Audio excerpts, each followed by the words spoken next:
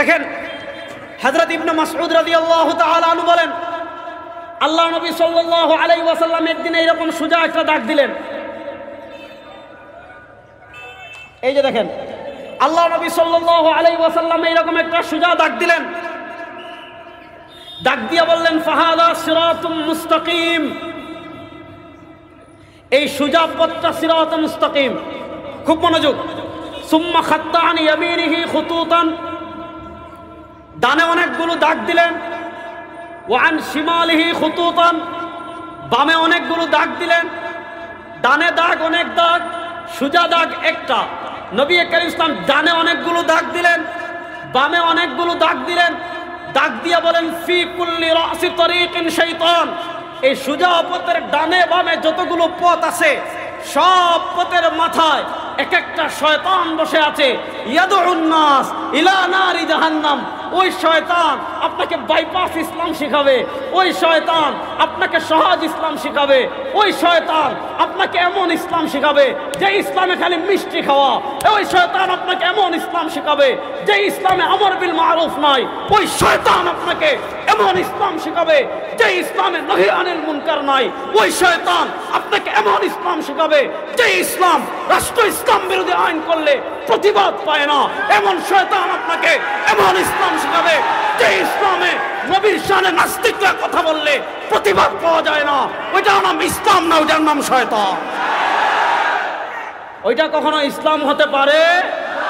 আর আমার ইসলাম আমাকে সিরাত মুস্তাকিমের ইসলাম আমাকে কি শিক্ষা দেয়? সিরাত মুস্তাকিমের ইসলাম আমাকে শিক্ষা দেয় আমার নবীর শানে যেই হাত কথা বলবে ওই হাত আমরা ভেঙে ফেলবো। আমার নবীর ইজ্জতের দিকে যেই চোখ তুলবে সেই চোখ আমরা ছেড়ে ফেলবো। আমার নবীর সম্মানের দিকে যেই জিহ্বা উঠবে সেই জিহ্বা আমরা কেটে ফেলবো। আমার নবীর ইজ্জতের দিকে যার পা অগ্রসর হবে সেই পা আমরা ভেঙে দেব।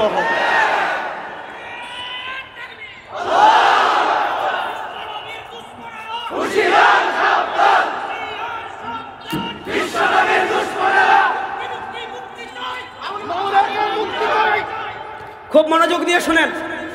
নবী করিম সাল্লাল্লাহু আলাইহি ওয়াসাল্লাম ডানে বামে পথ দিলেন। ডানে বামে পথ দিয়ে বললেন, ফাফি রাসি কুল্লি তরিকিন শাইতান, এই পথের ডানে বামে শয়তান বসে আছে। এই শয়তান আপনাকে কি করবে? নবী বলেন, ইয়াদউন নাস ইলা নারি জাহান্নাম, খালি মিষ্টি মিষ্টি কথা বলবে। আরে রেজাউল করিম আবরার সাহেবরা এত ইসলামকে এত কঠিন করে শিখান। রেজাউল করিম আবরার সাহেবদের ইসলাম এত কঠিন, আমাদের ইসলাম কত উদার, আমাদের অমুক শায়েখের ইসলাম কত উদার। তিনি বিশ্বকাপ ফুটবল নিয়েও স্ট্যাটাস দেন, বাংলাদেশ ক্রিকেট নিয়েও তিনি স্ট্যাটাস দেন, যুব সমাজদেরকে বেপরদারও তিনি শিক্ষা দেন।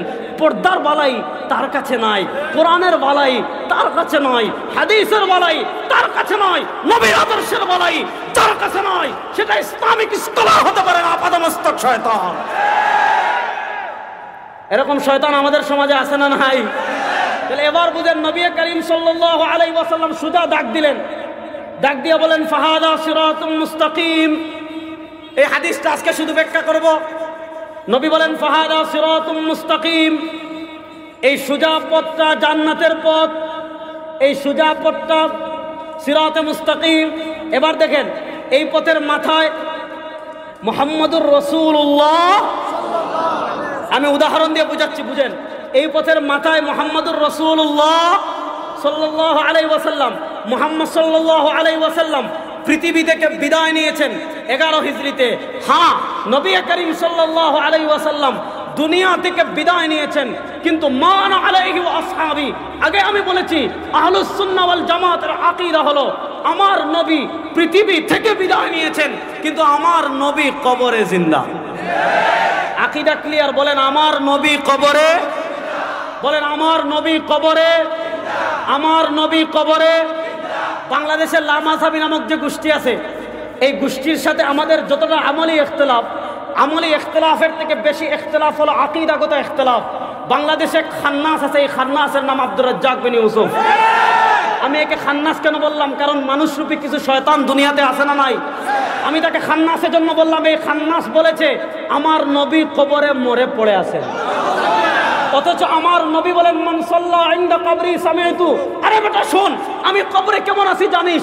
তুই যখন আমার রওজার পাশে এসে দাঁড়িয়ে বলবি আসসালাতু ওয়াসসালামু আলাইকা ইয়া রাসূলুল্লাহ, নবী বলেন সামিতু, আরে বেটা আমি নিজের কানে শুনতে পাই।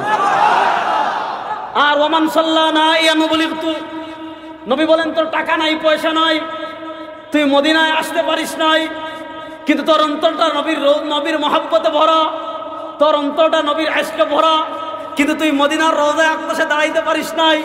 হাবিব বলেন চিন্তা করিস না, ইন্না লিল্লাহি সারায়া মিনাল মালাইকা, ইন্না লিল্লাহি মালাইকাতান সাইয়াহিনা ফিল আরদ। আল্লাহ রাব্বুল আলামিন পৃথিবীতে একদল ফেরেশতা নিযুক্ত করে রেখেছেন, তাদের আর কোনো ডিউটি নাই, তাদের আর কোনো দায়িত্ব নাই, তারা পৃথিবীতে ঘুরতে থাকেন আর দেখেন কোথাও কোনো নবীর বান্দা দুরূদ পড়ছে কিনা, সালাম পড়ছে কিনা। তারা ওই দুরূদ ও সালাম পড়লে এই দুরূদ কসবায় থাকে না, এই সালাম কসবায় থাকে না, ফেরেশতারা ওই দুরূদ ও সালাম নিয়ে নবীর সোনার মদিনার রওজা আকদাসে পৌঁছায় দেন।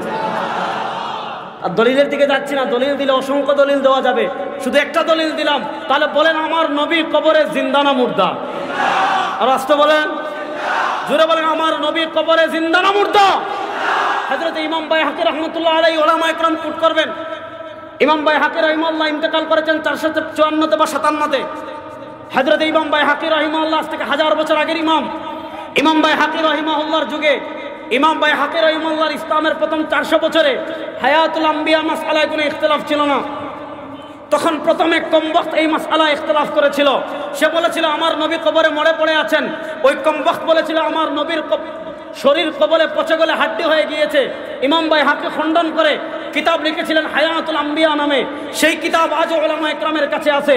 আমাদের ভারত উপমহাদেশে উলামায়ে কেরাম জানেন একটা ফিরকা ছিল, ওই ফিরকার নাম আগা হানিফি ফিরকা। ওই আগা হানিফি ফিরকা আকীদা প্রচার করেছিল নবী কবরে মরে পড়ে আছেন। মাওলানা মনজুর রহমানী কিতাব লিখেছেন মাসআলাতু হায়াতিন নবী।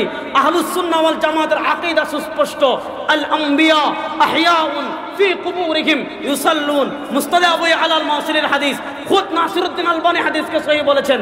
নবী বলেন আল আম্বিয়া আহইয়াউন ফি কুবুরিহিম ইউসাল্লুন।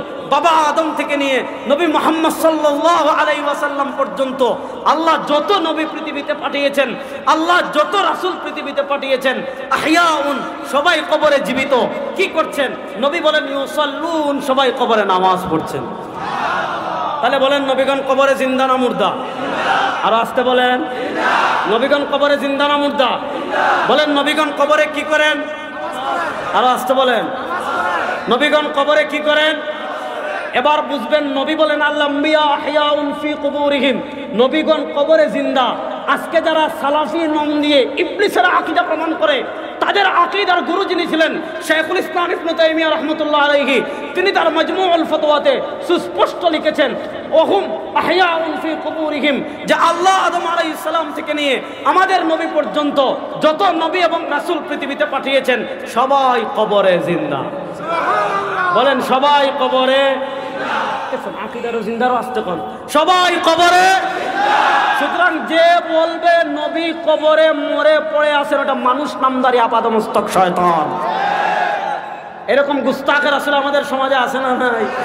তাহলে দেখেন আমি যে জিনিসটা বুঝাতে চাচ্ছি, মুহাম্মদুর রাসূলুল্লাহ সাল্লাল্লাহু ইন্নাকা মাইয়িত, এই মাইয়িত মানে দুনিয়ার হিসাবে নবী দুনিয়া থেকে ইন্তেকাল করেছেন, কিন্তু নবী করিম সাল্লাল্লাহু আলাইহি ওয়াসাল্লামকে কবরে দাফন করার সাথে সাথে আল্লাহ রাব্বুল আলামিন তার রূহ আবার তার শরীরে ফিরিয়ে দিয়েছেন।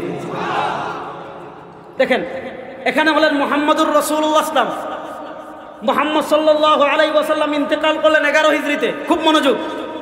আর আমরা বর্তমানে পৃথিবীতে আছি, এখন চলে 1445 সফর মাস শুরু হয়েছে। তাহলে দেখেন নবী করিম সাল্লাল্লাহু আলাইহি ওয়াসাল্লাম দুনিয়া থেকে গেলেন 11 হিজরিতে, আমরা পৃথিবীতে আসলাম 1445 হিজরিতে। নবী করিম সাল্লাল্লাহু আলাইহি ওয়াসাল্লাম আর আমাদের ভিতর দূরত্ব কত বছরের?